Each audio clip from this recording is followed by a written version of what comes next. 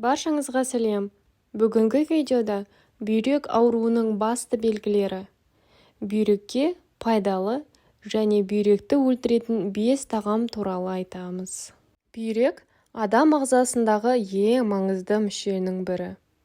Әсіресе әйелдер қауымы үшін маңыздылығы өте зор.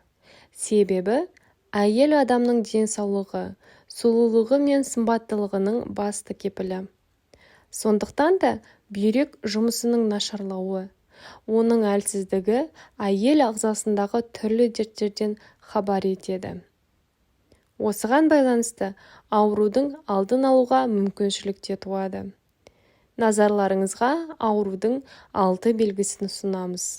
Біріншіден, бүйрек әлсіздігінен бет, аяқ-қол, көздің айналасы ісіп кетеді.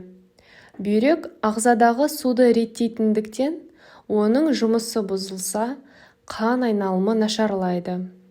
Мұны ретке келтірудің оңай шешімі ұйқы алдында суды аз мөлшерде ішіп, белге арналған жаттығу жасау. Екіншіден, әйелдердің тез тоңу себебі бүйрек әлсіздігінен болады. Мұндай құбылысты жеңу үшін тамақтану рационын қадағалап, қой еті, сиыр еті, ащы бұрыш, пияз, зімбір секілді азықтарды көбірек пайдаланған жөн. Үшіншіден, бүйрек әлсіздігі әйелдің жыныстық қарым-қатынасқа қызығушылығын төмендетіп, себепсіз ашуланып, климакс тым ерте басталуына әсер етеді. Сонымен қатар, бүйрегі әлсіз адамдар тез қартаяды. Ал мұның алдын алу үшін түрлі емдік шараларды пайдаланып, жеңіл жаттығу түрлерін жасаған дұрыс. Төртіншіден, бастың ауруы, ұйқының бұзылуы, мидың шаршауы, ойдың үнемі бөлініп кетуі де бүйрек әлсіздігінен болады. Ағзадағы мұндай өзгерістерді жеңу үшін қаздың етін, саңырауқұлақ, жүзімді үнемі пайдалану керек. Бесіншіден, бүйрек әлсіздігінен әйелдердің ішкі секреция жүйесі әлсіреп, бүйрек үсті безінен адреналин бөлінуі азайып, денедегі зат алмасу процесі бұзылады. Ол артық май жиналуына себеп болады. Оған қарсы тұру үшін алақанды бір-біріне ысқылап, жылы күйінде бүйрекке басу. Мұны күніне бірнеше рет қайталаған жөн. Сонымен қоса, қаз, балық еті секілді азықтарды көп тұтынған дұрыс. Бүйрек әлсіздігінен қан қысымы артады. Мұндай белгілер байқалысымен аурудың алдын алып, дәрігерге көрініп, емдік шаралар қолданбаса, бүйрек істен шығып, өмірге қауіп төндіруі мүмкін. Бүйректің негізгі міндеті қанды токсиндерден тазарту. Егер де бүйрек ауыра бастағанын сезінетін болсаңыз, тамақтануға көңіл бөлу керектігін ескертеміз. Мысалы, кофе ішуді, тұзды тағамдарды, майлы, қуырылған тағамдарды шектеу керек дейді мамандар. Ендеше бүйрекке пайдалы тағамдарды тізіп көрейік.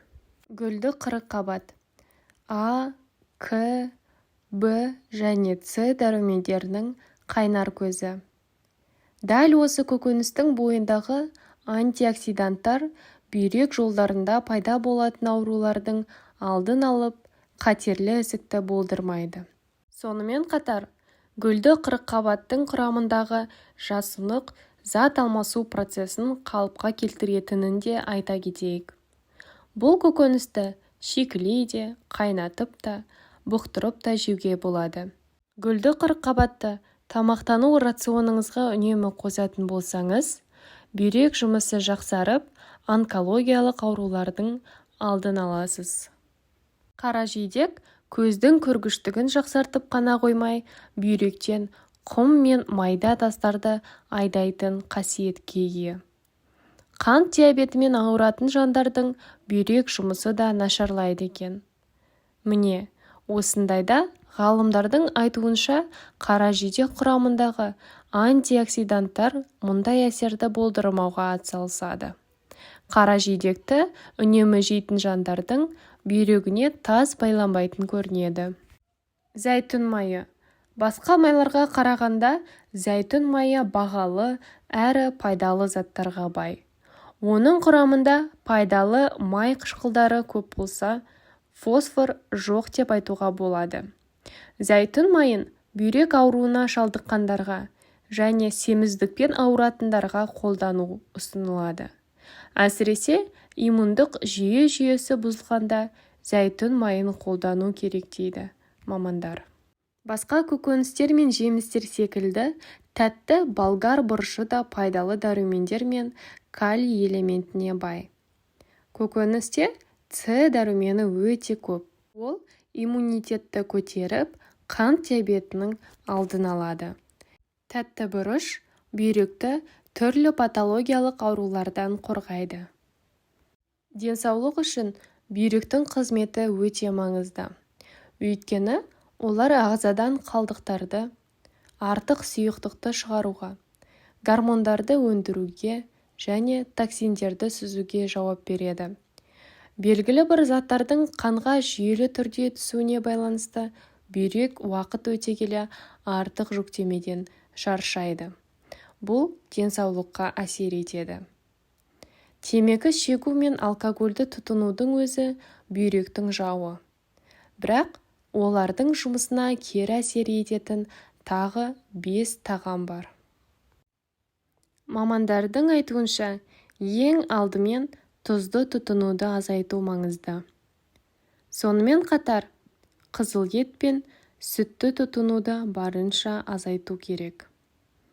5-ші тағам бүйректе стресс тудыруы мүмкін құрамында фосфоры бар тағамдар. Сонымен қатар, апельсин мен банан құрамында калийдің көп мөлшеріне байланысты бүйрекке зиян тигізуі мүмкін. Сондықтан дәрігерлер бұл жемістерді көп жеуге кеңес бермейді. Құрметті көрермен, келесі видеода фастфудтың пайдасы мен зияны туралы жаңа видео шығады. Соны жіберіп алмас үшін каналға тіркеліп, қоңыраушаны басып кетіңіз. Қолдауларыңызға рахмет. Келесі кездескенше.